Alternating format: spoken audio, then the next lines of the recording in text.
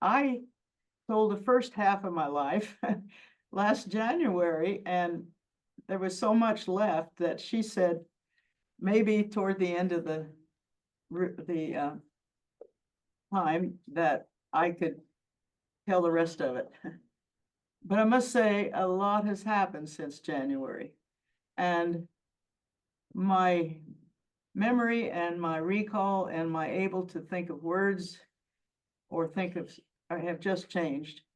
And so while I love to tell stories spontaneously, I'm going to have to use some notes.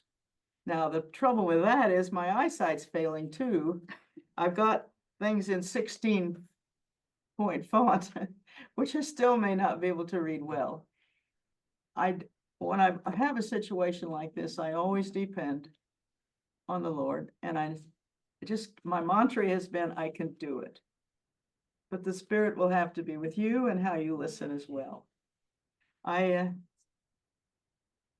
kind of have to introduce this by saying my life has been so much of an adventure, all these twists and turns of changes. It's almost like the three wise men having this star in the east guiding them, because I've always had that star in the east, no matter where I've been and what I do. I've had that guiding star, which is the Holy Spirit, giving me purpose and focus and so forth. So my problem today has been to choose the right stories. And then I laid in bed last night thinking, oh no, should have said about my experience in Oxford instead of my experience somewhere else. And I want to go through it fast, but I don't want to speak too fast, and I want to save some time for you all. I thought I'd better quickly give you a summary of what I said last January, and I'll buzz through it. The heritage I came through to the church through my mother.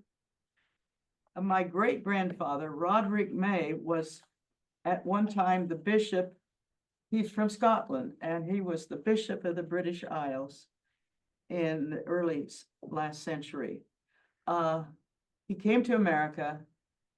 I don't think he was even a member of the church there, and here I get to the detail, which is going to take too much time.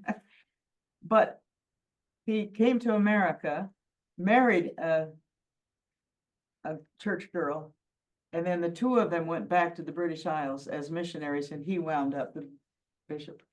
Okay, now his son, or their son, I should say, J. Charles May, was my grandfather, and he was a well-known missionary throughout the church. He spent about 22 years in Tahiti. I should say they, because it was always with his wife, and that will come up later. Now, on my dad's side, his grandfather, Tommy Allen, found the church about 1853 in England, was baptized, came across up the river, joined a caravan to go to Utah. Now, somewhere you can tell I'm aware of my directions here. Somewhere in western Iowa, he dropped off the caravan. I don't know whether he found the reorganization immediately, but very soon he found the reorganization, and he had the feeling that this was what he was baptized in. I've kind of don't know his story meanwhile, but his tombstone is out here in Rose Hill Cemetery. Too much detail there, but you see what there's too much detail. It's so interesting.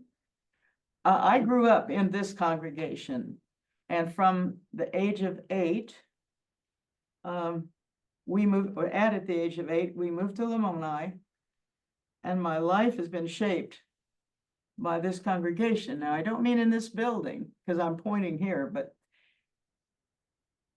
when we came, the church was scattered in buildings all over town because the red brick church, the old brick church, had burned, and it was during the Second World War, and we had not yet started building this. So I was baptized on the stage of the Coliseum in a cattle tank of water. I mean, a whole generation of youth were. Usually they only set that up once a year, and it was for Children's Day. And I remember that I was baptized with 21 children. Wow. But it took pretty well because there was a lot of church leaders out of that group. So I was baptized in the Coliseum. I used to walk, our house was up there on West Main, so to get to school, I walked back and forth daily as this church was being built. And I watched it come to life. There was a, what do you call it? A constructor, no, that isn't the word. But when they had time, the men of the congregation helped build this church, including my dad. Wednesdays, I mean, after work and weekends and so forth. Our family was present at the first service in this church in 1952. I was a sophomore in high school. So I was really only daily here because then I went off to Graceland, to the University of Iowa, and to South America for a year of teaching, which I told you about last time. I'll review though. Lou, did that first meeting, was that a state conference or was? No, I don't think so. Okay. I don't think so. In fact, the whole organ wasn't, no, wait a minute, that organ came later, a different story. I don't remember if it was a state conference, but I don't remember that it was. I think it was conference. Okay, now Dick and I were married here. Oh, I wanted to send this around about my dad. That's why I said over here, so I get. Yeah, maybe you'll have to. Yeah. The top is him. He was quite a guy. He besides being a chemistry professor at Graceland, he loved growing things, and he had a nursery, and he had landscaping training. So he landscaped this church when it was built. He landscaped every new church in Lamoni as it came along. And then he landscaped every new church in the state. Okay, here's pictures, a very typical picture of him. This is down in southern Indiana before I moved here, and that's me. And then the bottom one is a picture of him sniffing the tulips when he was 70, and the whole community saved bulbs and planted them that fall and surprised him in the spring. So that's quite a thing. Go ahead, send that around. Only because that's late, I'm going to show you these pictures of our wedding. These two belong together because I want you to see that this is in the same sanctuary, minus the nice carpet and everything. So I'll go ahead. Then we moved back to Graceland. Oh, sorry, we were married. We were married here, but most of the preview of that was at the University of Iowa. I'll tell you about that later. We moved back that fall to Graceland, and where Dick was hired to teach in the music department. And I think I was told, Dick might be able to correct me, that he was the youngest person ever hired at Graceland on the faculty. He was 23 years old, but he had had a marvelous amount of teaching experience before that. Both Kathy and David were baptized, blessed and baptized here. I didn't say much about my kids during the last thing, so I decided at least have some pictures of them. Go to the board and board. Now, I don't think I'm going to have a lot more pictures that will come so close. Our family was absent for the decade of the 70s because we lived in London and taught at the American School in London and had a lot of wonderful experiences in the church there. And then we returned here in 1980, so we had a nice clean decade there. When Dick was rehired to be the orchestra conductor and head, I think, of the music department. And so we've been active in this congregation ever since. So I really grew up here. I think I told you in January about Graceland and the profound influence it had on my life and about dating Dick there. I had an amazing year of teaching in South America with a lot of exploring, usually by myself. Colombia, Panama, Ecuador, and Peru. We had a church group there, so most of these are Graceland alums. The non-members in the top picture are all the husbands of the, I don't know if you remember Nadine Blackledge, anybody? There's Bob Watts, Marilee Johnson. I took English literature at Graceland with Ruth Ann Duque, which she married. She went down to teach at the school where I then was teaching, and she married Byron Duque. Now, just off the picture is Dale Swall. I want you to remember that name because I'm going to mention it later. This is Carrie Jensen. Now, this is funny. As I've prepared, I couldn't remember all these names. So the bottom picture is a different one, the one right on the end is the guy I was dating down there. So I guess he liked me well enough that he was willing to come to it. And he didn't speak much English. Okay. Now, I told you about Graceland. I told you about my year in South America. I told you about how Dick and I met again and went to the University of Iowa together for our master's degrees, and were married in April of that year, and that's the picture going around there. I hope I told you of my career as a Suzuki method of violin teaching. So I directed choirs. Oh, by the way, when we came back here, oh no, that would be later. No, from the time the church moved here, they wanted a choir, and so the first year we were here, no, not me as a freshman. I started to say I was directing the choir. I can't remember when I started directing the choir. I believe it was when we were married and came back, and Dick was teaching at Graceland, and I was directing the Lamoni choir until we went to London. So I taught both strings and choirs at the Lamoni schools and the Graceland. This is amazing to look at. This is my chapel choir in Shaw Center. I'm way over here sitting next to the organ. And you can even see there's a lot of people in here. It might have been a homecoming, but look how big my chapel choir was. I almost forgot.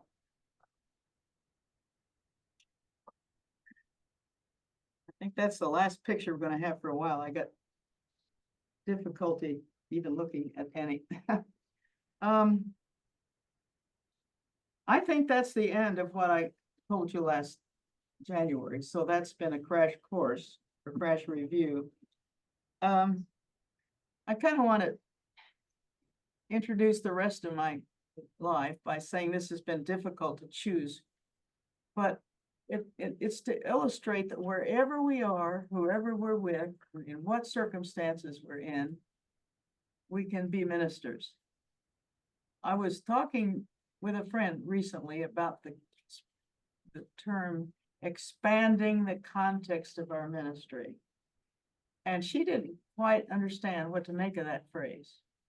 And then I realized that this means we can serve what I just said. We can serve or we can minister wherever we are, whoever we're with, and whatever our circumstances. So most of my stories this morning will be testimonies of illustrating how God has been present in a variety of ways and places throughout the world. It's been a life of adventure. It has been hard.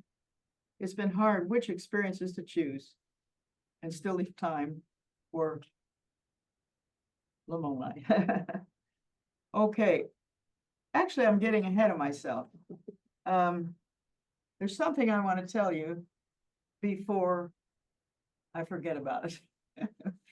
That's another problem I have, forgetting things. If Marion were to ask me what was the most memorable experience in my life, I would probably answer that, and I hope Dick's listening. Besides 64 years of marvelous marriage with the greatest guy in the world, or I'll just say a really great guy, I would have to say that most memorable single moment would be in April 1980 at the World Conference, the Sesquicentennial World Conference. I don't know how many of you were there. That means I'll tell you what it means later. Okay, this event took place in the auditorium, but 2 years of preparation took place in London, England, when we were living over there. That night, the Messiah Choir and the Independent Symphony performed a half-hour work that I had written, commissioned by the Order of Evangelists, which was Order of Patriarchs then, to commemorate the 150th anniversary of the church. That's what sesquicentennial means. I want to practice saying it one more time. I want to read this, so I want to get it right, okay?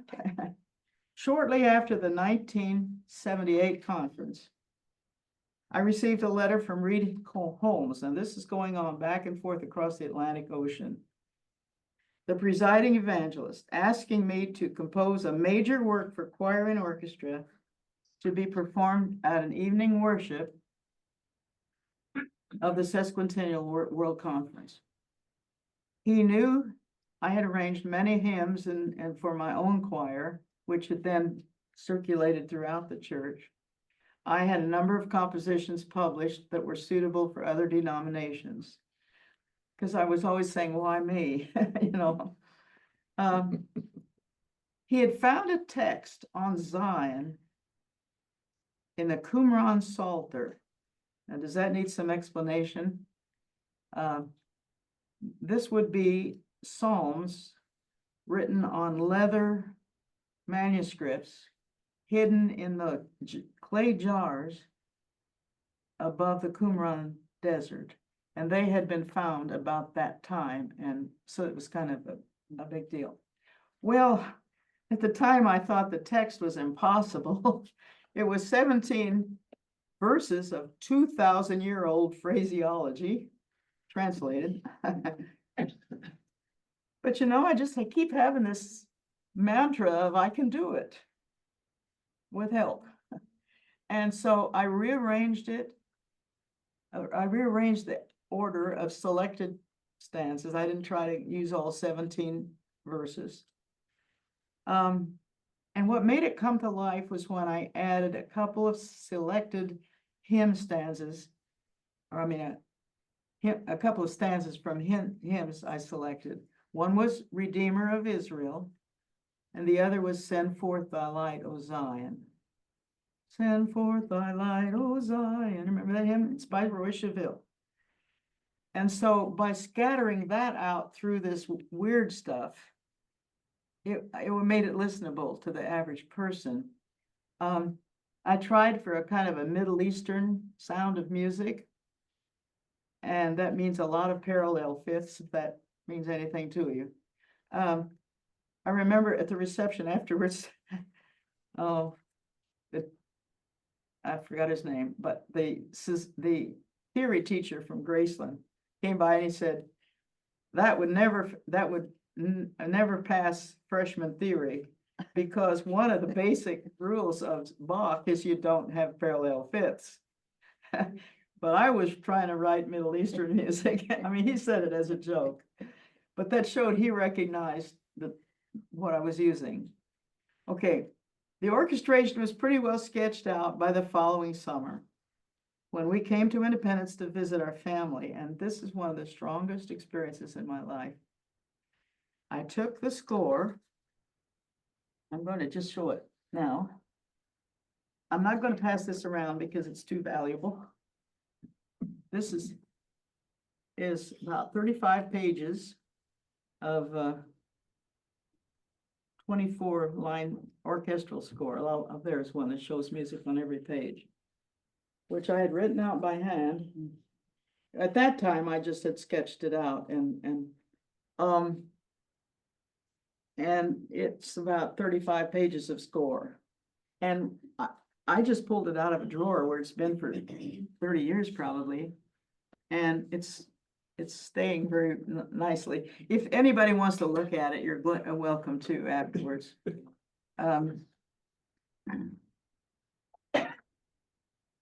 See, make me sure I'm on the right page. Anyway, I took that score with me. I'm not sure if I had it this way yet or not, because I knew I wanted to make a lot of changes. I'm sure I didn't. I took it with me into the quiet, deserted auditorium. I just had this image of that blue light, the big dome over my head. And in my head, I was trying to image the vastness of that space and the effect I wanted. And I have written here, I don't think I have ever felt the full power of the Spirit in that place before. But that helped me, especially with the orchestration. You know, how many trombones I could have to get the effect I wanted in that. I hope some of you were there and remember that. It's been a long time ago. By Christmas, I had the choral master made so we could print all the different the choir parts and individual orchestra parts written by hand. Now, this is before publishing by computer, and I had pretty good, I'm glad I did it then because I sure couldn't now, you know, write all that calligraphy. So I sent it all to Harold Neal. He sent me cassette tapes of rehearsals, and I would dictate suggestions and mistakes and so forth, overseas telephone calls. And somehow now that means that he had a way to get that overseas probably maybe in 3 days by some kind of priority mail, those little cassettes. Because if it took the 2 weeks it used to mail letters abroad, we never would have made those back and forths guiding his rehearsals and my assurance that it was going well. Well, our family flew over a week or two early before conference so that I could rehearse with the choir and orchestra. Wow. You can only imagine the thrill to hear 2 years of work coming to life. And with everything, it wasn't perfect yet, but the only thing that topped that was the actual performance that night. In front of a full auditorium at conference. That is my favorite special one night, one memory. Okay, well, it's time now to take you to Chile, Peru, Germany, Tahiti, Scotland, and maybe even El Salvador and Oxford, but I think I didn't have time to get us that far. Okay. Now, most of these opportunities throughout the world are made possible by my Suzuki career. I was one of the few members of the, it was the early Suzuki Association of the Americas who spoke Spanish. So I was sent my first trip because I was one of the few teacher trainers, that was the important part.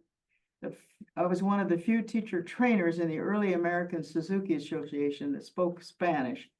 I was sent to Santiago, Chile, and Lima, Peru. Now, Lima already had a pretty good Suzuki going. Well, both places. Okay. Each was 10 days.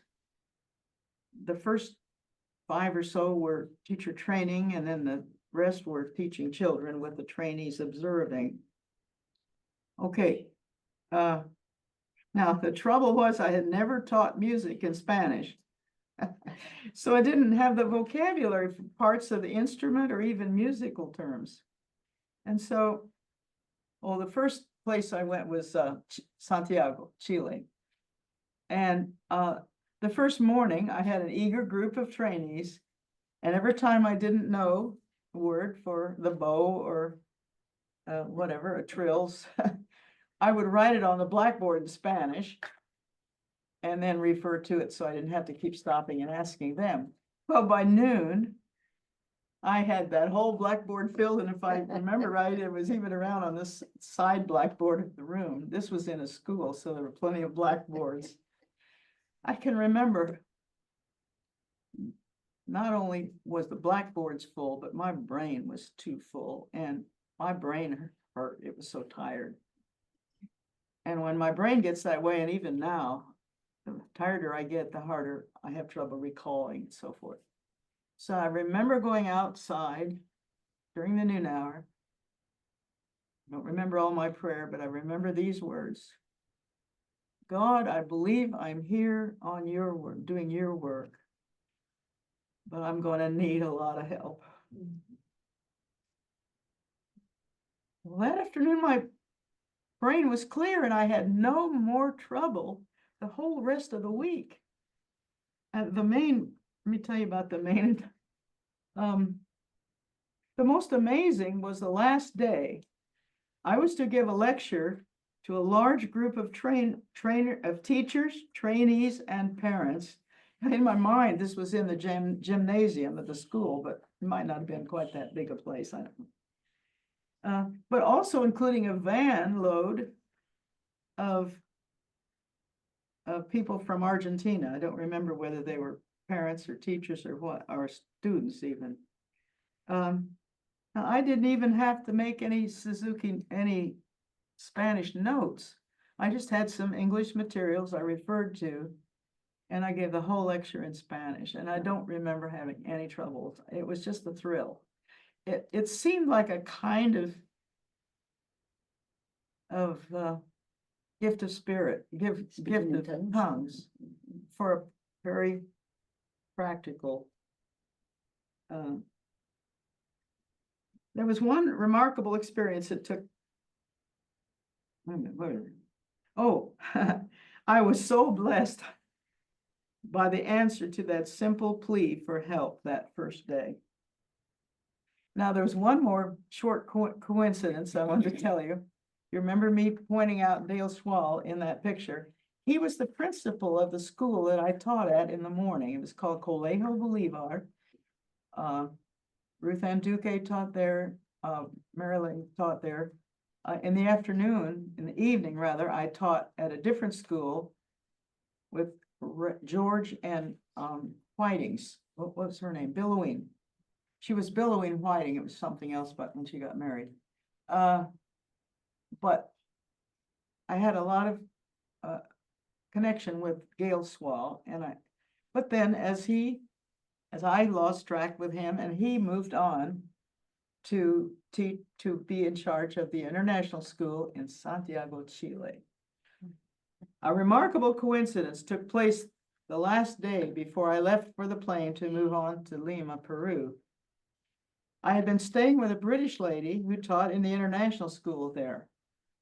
I was having a relaxed breakfast outside in the sun with her and her husband, and the conversation turned to religion. It could be I had mentioned this answer to prayer I'd had that week. She asked me what church I belonged to. Well, I answered it the same way most of you probably used to. Well, you've never heard of it probably, but it's the Reorganized Church of Jesus Christ of Latter-day Saints. And she threw up her hands and said, "Why, that's Dale Swall's church." And I thought, what? Dale Swall had been evidently being a kind of a 70 wherever he lived. And she remembered the name of the church that Dale Swall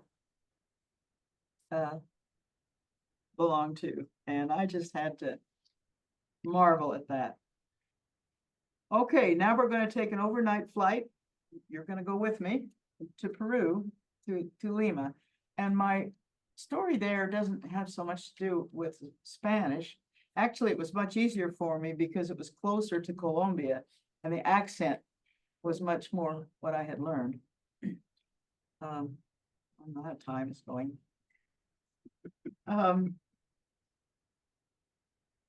Okay, the family I stayed with, who were Catholics,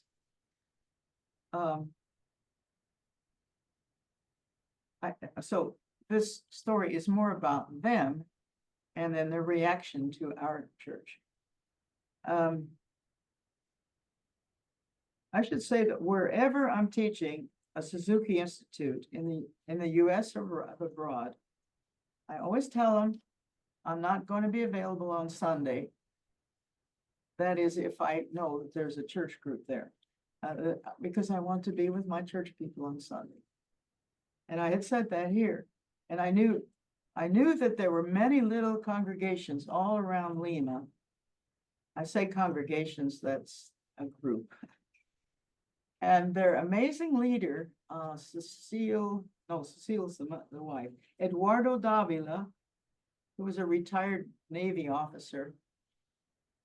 These little groups would meet different times in the week, so he could travel all around Lima and lead them.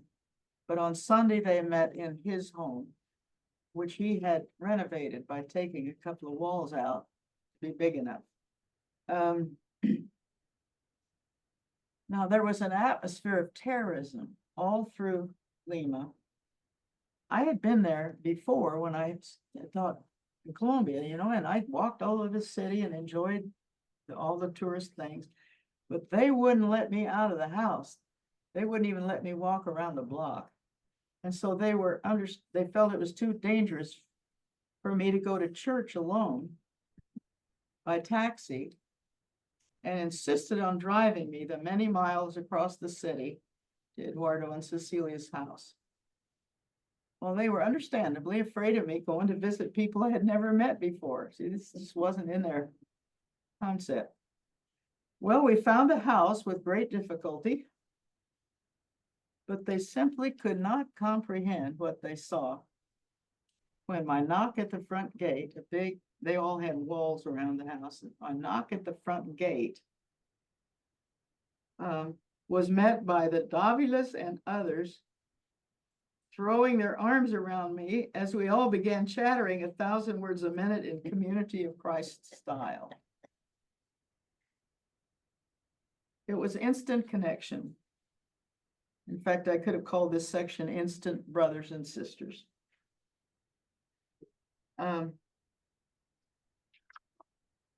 Oh, okay. Well, I had to laugh. I'm sorry, because I can't help laughing even now, remembering the amazement on the faces of my cautious friends watching that scene from their car. They stayed in the car until they were sure I was safe. Can you imagine their feelings? So I just felt what a privilege to be part of a worldwide circle of love, and with common purpose and common beliefs. Okay. Some of this is not in time order, but the next I want to take you to Germany. Now, Dick is part of this story. This was before the wall came down. So it was in the summer of 1987, and that date's important, so remember it. Dick and I had been in London that whole summer. So from there, I was able to attend the International Suzuki Conference in West Berlin. Dick would continue through East Germany, and he's got a lot of adventures there through communist East Germany. Now as usually, we arrived a day early so we could find the church and attend it. Now, these people were in a completely isolated situation, completely surrounded by communist territory. And what happened that day has just been ingrained in my heart and soul. We found the church. They asked us to speak, as usual. Well, when you speak with foreign language, you have to wait for the translations. And that gives you some time to think, which is not my forte. We stood up and I had this strong urge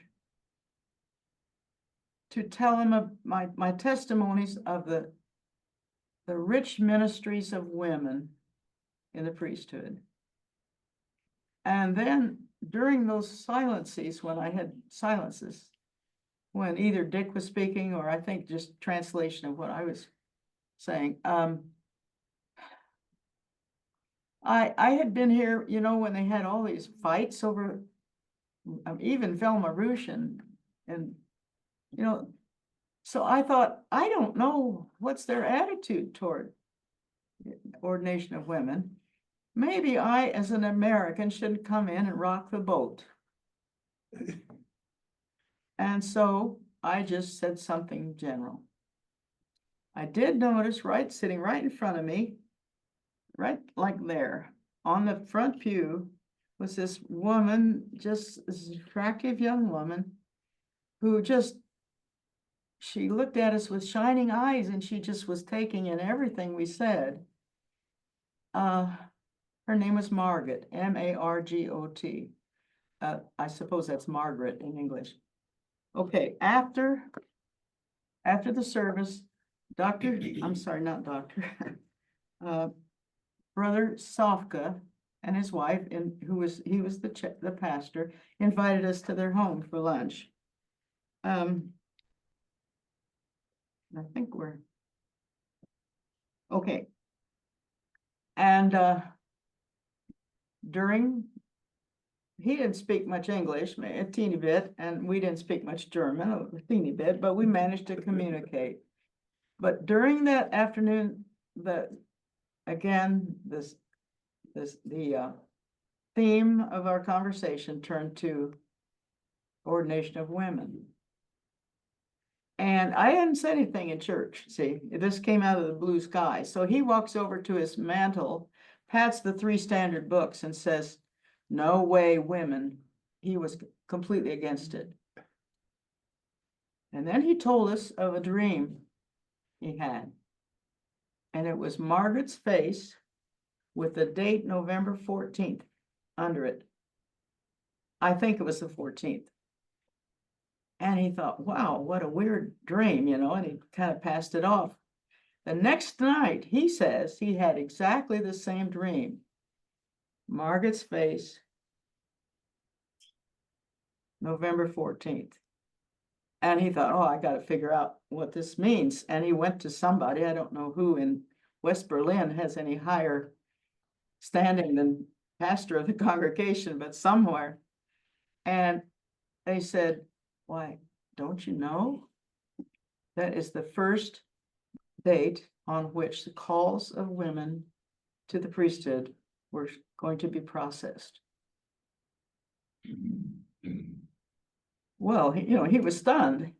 And so he got the papers. He went home and filled them all out, calling her to, I don't know what office. And she was the first woman ordained in continental Europe. Now think if I'd have listened to the speaking of the Spirit that day, telling me to give some testimonies on that subject, she would have been so encouraged, and the whole congregation who probably share this would have been so encouraged. But instead, I didn't listen. And so I guess my lesson I took away from that is, if the Lord tells you to say something or do something, you'd better pay attention and don't ignore it. Hope I haven't spent too much time on that. Oh, how are we doing? We got about 15 Okay. minutes. I think maybe we better skip Scotland. Does that sound like a place you don't want to skip? I could just tell 1 or 2 little things. The University of St. Andrew was the site of the European Suzuki Conference. That was the international one in Berlin, but this was a completely different time. This was in 1990. The European Suzuki Conference, and by some miracle I put here, I was the only American invited to be on the faculty. And again, Well, it's not, this one wasn't so much a matter of teaching in a foreign language. It was all over Europe, kids coming, even Russia, all speaking their own language. And so I'd had to do things like, I remember one class, there was, all these kids were sitting around and the parents were behind each one. Because if I slipped and said something in English, well, I just had to demonstrate what I was doing. But if I slipped and said something in English, they're all around the circle would be the mothers, who most of them spoke a little English. Okay, say, I remember I was holding the bow and I tapped the top and I said, tip of the bow, tip of the bow. And I heard all these parents, tip of the bow, tip of the bow, tip of the bow, telling their kids in their own, the kids' language, what I was trying to say. And I had so many wonderful experiences there, but there's one image I just want to leave, because to me, it's a metaphor or a parable of how the world is supposed to be, maybe in the future because of these children.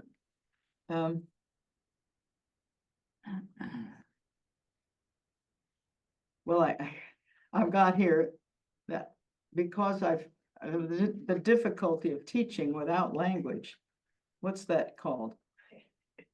Never mind. Don't know. I felt continual presence of the Holy Spirit telling me I can do it.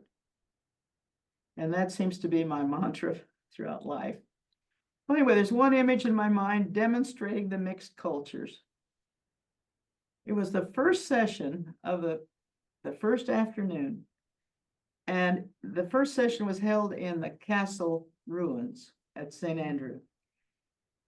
It was in the keep of the castle. You know what that means? It's a big grassy place inside the walls. But there was the ruins of the castle, so it wasn't a real working castle. But it was very historic. Okay. There were children from all over Europe with their violins waiting to play together. Now, the way they could play together is because they studied the same material. No matter what the language that they were studying Suzuki's methods. And in walks this little Japanese man, Dr. Suzuki, one more cultural thing, surrounded by a troupe of Scots playing the Bagpipes. let me say, accompanied by a troupe of English bagpipers. Can you get the sense of what I'm saying? Is absolute. And here were these children, I mean, talk about a metaphor of what it should be. Russian kids and Swedish kids and Italian kids. And it was overcoming. Better run on. I didn't skip Scotland too much, I guess. Now, before I take you to Tahiti, I have to tell you my connection with the Tahitian culture through my mother.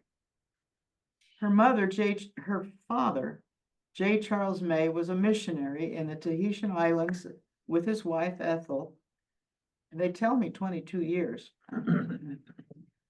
All of their 6 children but one were born there. So my mother, Anita May Good, was born in the mission house in Papeete, Tahiti. Her sister's name was Louise. Now this is, any of you that got your hair cut by, I better not go into that. Sorry. Now you're curious. Allie, which is now Byrne, her mother was the sister I'm talking about. Okay. Allie and I are cousins, first cousins. Okay. The sister's name was Louise, and since the Tahitian language has no S in it, no S sound, they called her Luita. And they gave a little trill at the beginning. It's actually pronounced Rita. And I just think that's so nice. Well, anyway, my dad, when mother and dad were married, he heard about that and he thought that was so significant. He wanted to name his little baby girl Luita. And that's how I got my name. Mother only lived in Tahiti for 3 or 4 years because her mother wanted the 5 children to have American schooling. They came back to live in independence. At that time, she spoke mostly Tahitian rather than English because the parents were out doing missionary work. That tells you how much time they spent with their children. And the children were cared for by the ladies of the church.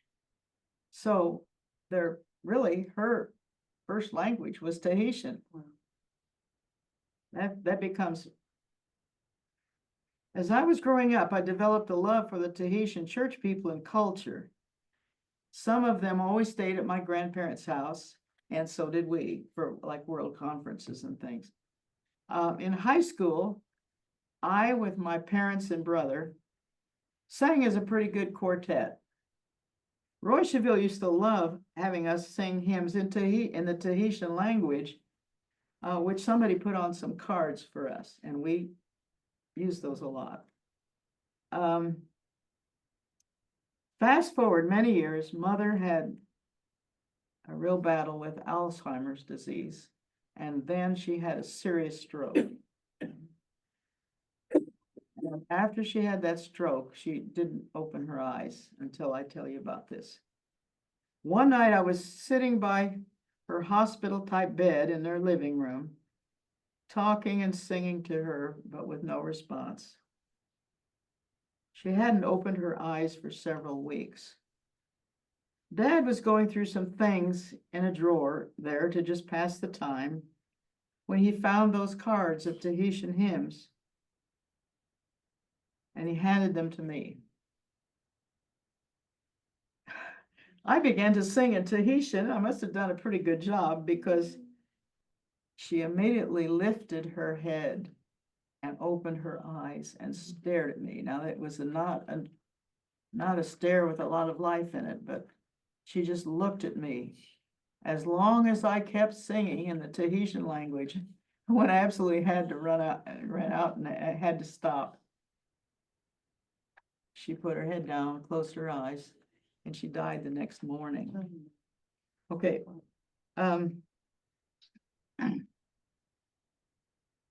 Now, a characteristic of Alzheimer's is that it sends the brain farther and farther back into their childhood. Something about hearing the Tahitian language, especially sung, which the Tahitians just sing all the time, sparked a response. And you can imagine how much that meant to me. I tell you this because in 2014, it became possible for us to visit Tahiti. That's a whole new other story that I'm not going to tell. I had always dreamed of being where my mom was born, and how that came to be is in itself a miracle. There's only time for one story out of 2 weeks of being there. While we were there, Dick and I were asked to preach at they say it's the largest congregation in the church. It was on the seashore near the Tiona reunion grounds. That might be called the Tiona congregation. I'm not sure. Tiona, anybody know what that means? Zion, right. No. In my sermon, I included stories of my Polynesian heritage. And I told what I just told you about Mother's last days. And I noticed many of them began to cry. And I felt I'd made a mistake because maybe they don't like to hear about death. But afterwards, people streamed by me and kissed me on both cheeks and, everything. They streamed by me and said how much it meant to them to know that my mother's last thoughts were of her childhood and the church people there. I don't know, that just touched them. So that's another situation where maybe I was guided by the Spirit and I listened to it. Okay. What do I have? Well, maybe I can tell a few things about Oxford. During our sabbatical from Graceland, we spent it back in England, in London, and Dick spent the time writing his first book on hymns that most of you have used. I didn't want to just be a tourist, and so I kind of thought maybe I'll just see if I can take some courses in religion. And I looked all around all the colleges, We finally went to the American church where we occasionally would go and asked the minister, a new one by then, and told him about my beliefs and where could I find something that would be compatible. I didn't want to study Catholicism and he said, why, you belong with the Mansfield College in Oxford. Now, Oxford University is a conglomeration of many different colleges, and they're all almost the Church of England or Catholic. But there's one that is, I can't remember now the denomination, but it seemed to fit with what I had told him about my background and everything. So I go over there and I got it. Well, I shouldn't go into such detail about how I got there. I wound up majoring in Bible and minoring in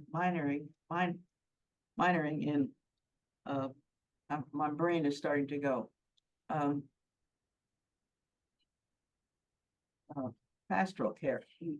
Now, majoring means you write a paper every week and take it in to the professor, read it to him, and he starts, asking you, well, I'll say tearing it to pieces, but kindly.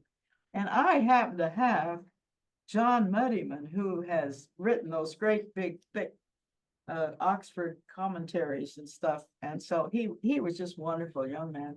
And I kept in touch with him. I did that. Now the minor means you do the same thing. They give you a list of things to read and you write a paper and go in and read it to them. But if you put all your time on only the first thing, then you won't have any time the next week because you're going to have to do two things.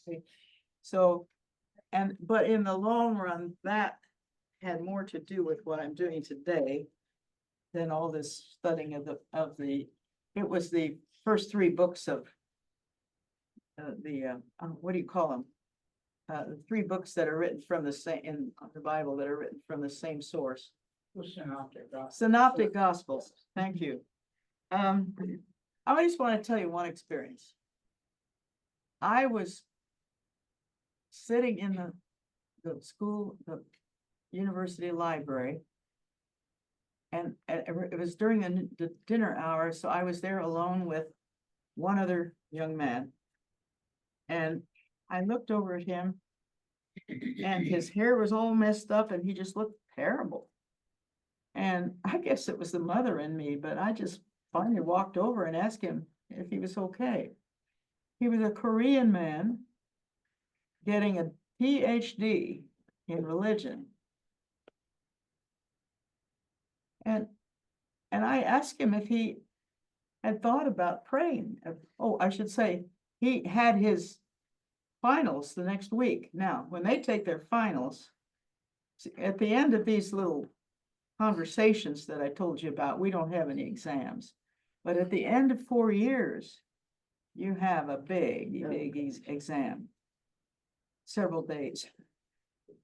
Anyway, his examinations were starting, I don't know, the next day or two. And he had just worked himself up into such a state of anxiety, he just couldn't handle it. I said, have you thought about praying about your tests? And he kind of looked at me like he hadn't even occurred to me about praying for his personal things. And so I said, if you could go home and get some rest and some good food and pray about it, I will pray too. Now, today I probably would have prayed for him right there, but I didn't at that time. So a couple days later, I was walking either to or from the bus from my classes, and I saw in the corner of my eye this figure looked like a bat flying. They would have to wear their full black robes when they take their exams.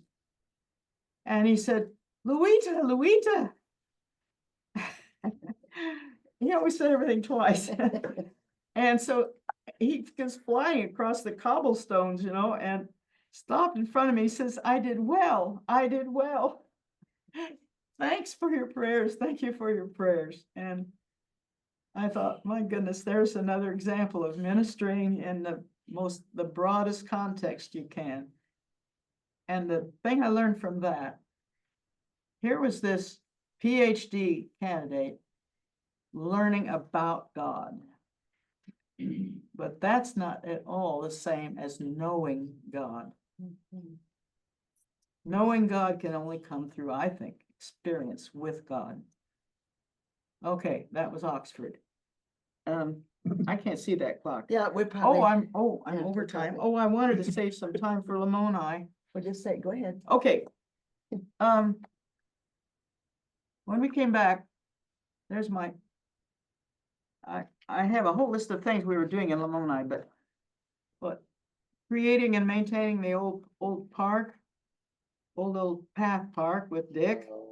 Many assignments to speak throughout all of Mission Center.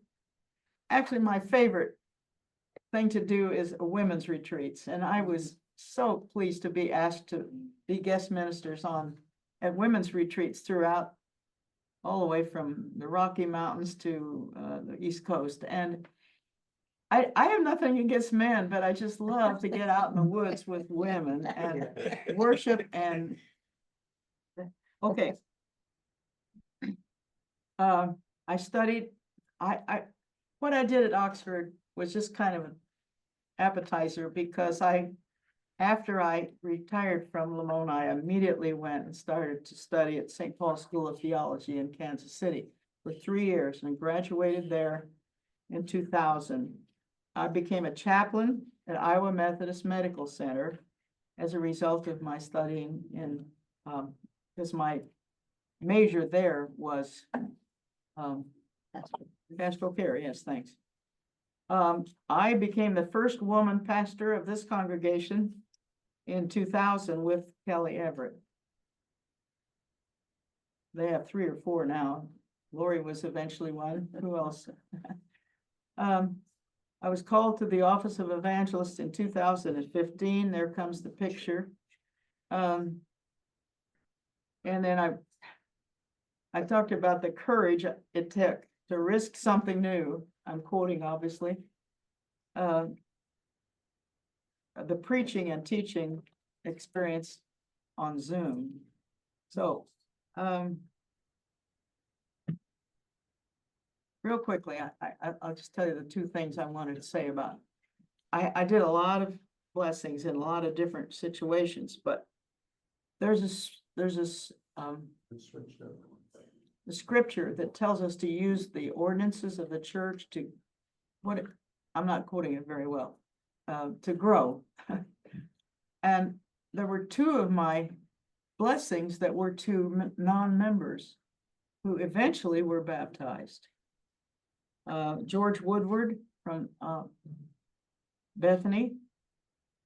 He was he was 70 years old, a great big guy, and he had been introduced to the church sort of by Joyce or Jan, never mind, the pastor. And he came up to me after I spoke down there one time, and he said, "Do you have to be a church member to have a blessing?" So she had evidently told him about evangelist blessings. I said, "No, of course not." So we had several what were almost like cottage meetings to get him to know about the church, but the usual things about learning the meaning and so forth. I want to tell you about the blessing itself. After it was finished, he sat there for the longest time in silence with tears running down his eyes. And I just sat down beside him. I didn't want to say anything to break that. Finally, he said, this was so wonderful and yet so sad. And I said, "Well, why would you be sad?" He said, "Because I've wasted so much of my life." And about 2 months later, I baptized him in that great big pond, Bethany. The one that was even more exciting was a girl named Annie Van Deelen, who was a freshman, oh, pardon me, a senior at Graceland. She was a member of the UU Church, that's University, Universalist Unitarian, Universalist Unitarians, no? Unitarian and Universalists. Universalists, okay. The other way. And they just all call it UU Church. Anyway, she wanted to be a chaplain, and so the lady that taught religion there knew that I had been a chaplain, sent her to me to have some, well, I don't know, just one or two sessions about what was involved. After the last one, she paused at the door and she kind of stuttered. She didn't really even know how to ask. She says, "Are you one of those people that, you know, I said, give blessings?" She said, "Yes." She said, "Do you have to be a member of your church?" Same question George asked. "You have to be a member of your church." And I said, "No, of course not." But this was in April now. And she was gonna graduate in May, and that wasn't enough time to give enough preparation, not only for a blessing, but for the church. I mean, to know something about the church. But she insisted she could do it. She really wanted to do it. So we met I think almost daily for a while. And the blessing was out at the chapel at Graceland. And then I told her that I was sorry, but it was the day before she graduated. And I wouldn't have time to do all the editing and all the stuff you have to do before you can give the written copy to the recipient. So I just said, I'll send it to you through the mail. But by golly, I stayed up as late as necessary that night, you know, listening to it on the tape and typing it. Very little editing needed, which, by the way, is part of the blessing.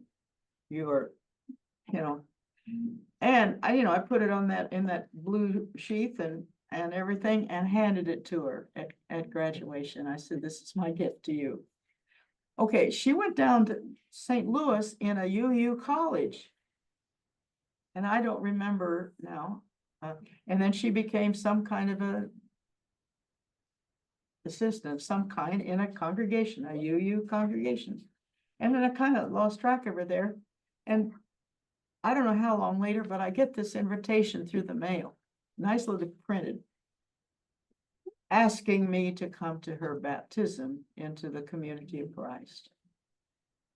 And to make things short, I mean, she told me the whole story, but about 2 years later, I get the same type of a little invitation asking me to come to her ordination to be an elder.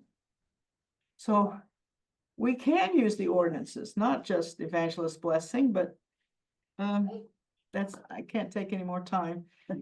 Life has been a lot different well, I'd say since the COVID pandemic.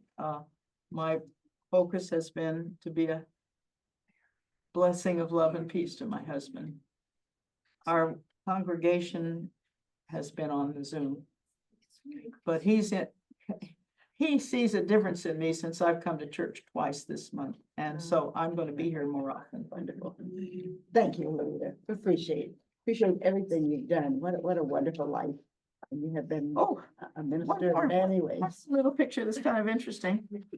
This is Barbara Lee Collins and I, a blessing twins. Those are Marlon, or those are the mother is the second one in on the back row. And it's just and so we had to kind of switch roles, and switch who was holding what baby, and I'll never forget that. Hello. And then this is, I won't even bother you with that. This is just the last picture Dick and I had together at homecoming, and we put that on our 60th anniversary. Very nice. In the invitation. Very nice. Oh, Thank you. Thank you so much.